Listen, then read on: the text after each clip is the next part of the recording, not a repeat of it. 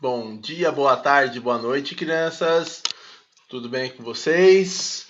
Vamos dar sequência aí do nosso caderninho do aluno com a nossa quinta aula. Vamos continuar insistindo para que vocês permaneçam em casa, fazendo as atividades, claro, tendo um tempo para vocês também descansarem, mas isso daqui não é férias, tá, crianças?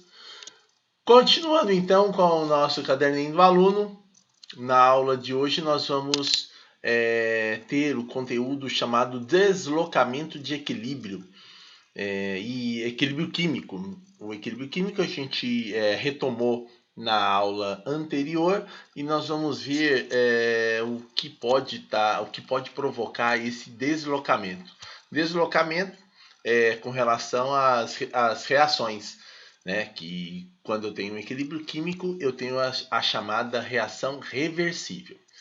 Bom, então, primeiramente, para essa aula que está localizada lá na página 45 da apostilinha de vocês, tem um vídeo que eu quero que vocês assistam, que é um vídeo que vai ter toda a introdução de equilíbrio químico com deslocamento, tá? Aqui, ó, não está desenhada aquelas duas setas bonitinhas, mas isso aqui já é um indicativo da reação reversível. Isso aqui é como se tivesse uma seta aqui para a direita e isso daqui é como se tivesse uma seta para a esquerda. Então, isso é a característica do equilíbrio químico. E vocês, nós já vimos isso esse ano, retomamos na aula anterior e é uma parte muito importante da química, tá? Então eu quero que vocês assistam esse vídeo para depois retomarem as informações aqui desse roteirinho, tá?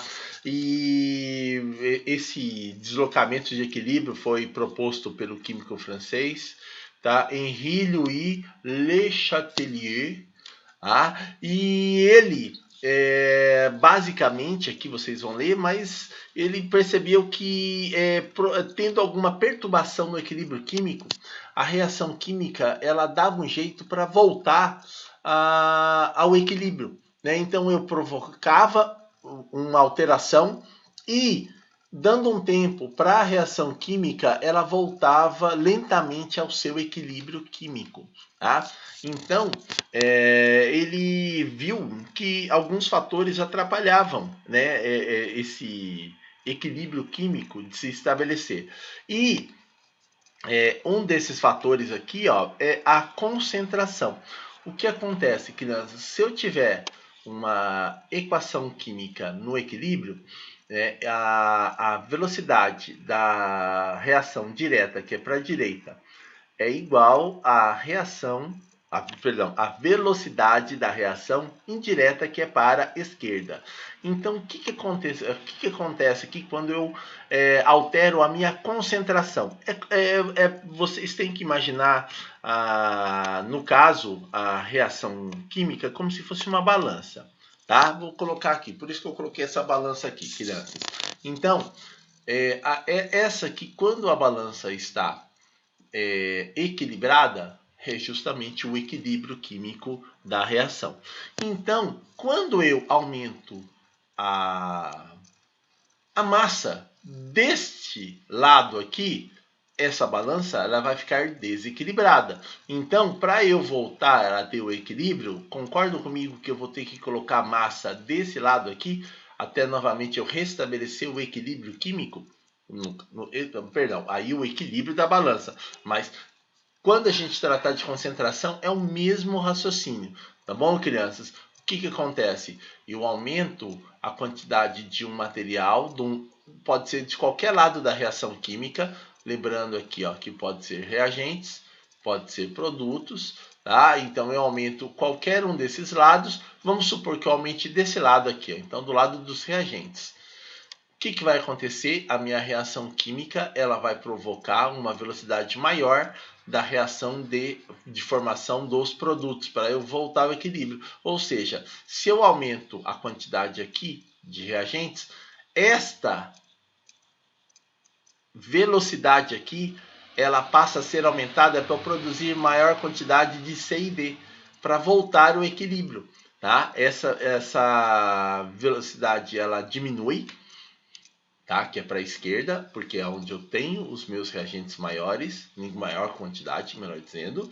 E aí essa velocidade aqui ela é aumentada para produzir C e D. Pensem sempre numa balança quando se tratar de deslocamento de equilíbrio provocado por concentração. Sempre a balança tem que estar equilibrada. Se eu altero qualquer um dos lados, o lado que tiver, entre aspas, menos pesado, vai ter que ter a sua quantidade aumentada para novamente eu ter o equilíbrio. Tá? Isso é o fator chamado concentração. Aqui em seguida, aqui, crianças, eu tenho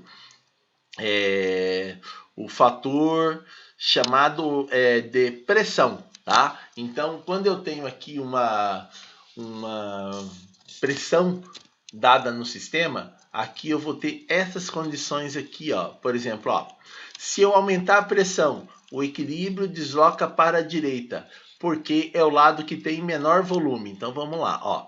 Eu aumentei pressão nesse sistema aqui. Professor, onde que eu vou saber o volume? Aqui, ó, aqui está a indicação bonitinha para vocês, ó. Quando não tem número, crianças, é 1. Então, esse 1 mol eu indico como um volume. Esse 3 mol, que é esse 3 aqui da frente, 3 volumes. 3 mais 1 dá 4. Esse 4 é por causa disso aqui. E 2 mol vai dar 2 volumes. Então, quando eu aumento a concentração, vai para o menor volume. O menor volume está à esquerda ou à direita? Está à direita, por isso que a minha reação direta ela vai ser aumentada, tá bom? Para provocar esse deslocamento. Se eu diminuir a pressão, a reação química vai ser, ou o equilíbrio químico vai ser deslocado para o maior volume, que no caso o maior volume está à minha esquerda. 4V, 4 volumes. Tá? A temperatura também é influenciada. Por isso, ó, tá? Quando eu tenho uma variação de temperatura, eu vou ter um deslocamento de equilíbrio. Aqui, crianças, esse meu ΔH é energia. Quando é negativo, é que é uma reação exotérmica. Exotérmica é uma reação que libera calor. Se esse ΔH for positivo, a minha reação ela vai ser endotérmica, ela absorve calor. Então vamos ler aqui, ó, aumentando a temperatura, o equilíbrio desloca para a esquerda, por ser o sentido da reação endotérmica. Então esse ΔH aqui, ele na verdade ele está colocado aqui, ó, tá? Seria a melhor posição para ele. Mas então, crianças, quando eu aumento a temperatura, eu favoreço então a reação endotérmica, porque é a reação que precisa da temperatura para acontecer. E essa reação endotérmica, ela está situada aqui para a minha esquerda. Para a esquerda. Quando eu diminuo a temperatura, o raciocínio é inverso, vai favorecer a minha reação exotérmica, onde vai ter esse ΔH negativo, ou seja, essa reação aqui direta para a direita, ela vai ser favorecida. Então, crianças, com base no vídeo que eu pedi para vocês assistirem e nesse roteirinho aqui, eu quero que vocês façam esses 3 exercícios aqui, que estão logo em seguida, as letrinhas A, B e C, e o mesmo esquema enviar, tá bom, para o meu e-mail com a data da atividade, o seu nome e série. Tá bom, crianças? Tá? Então, boa semana, crianças. Vou ficando por aqui. Até a próxima aula. Tchau, tchau, crianças.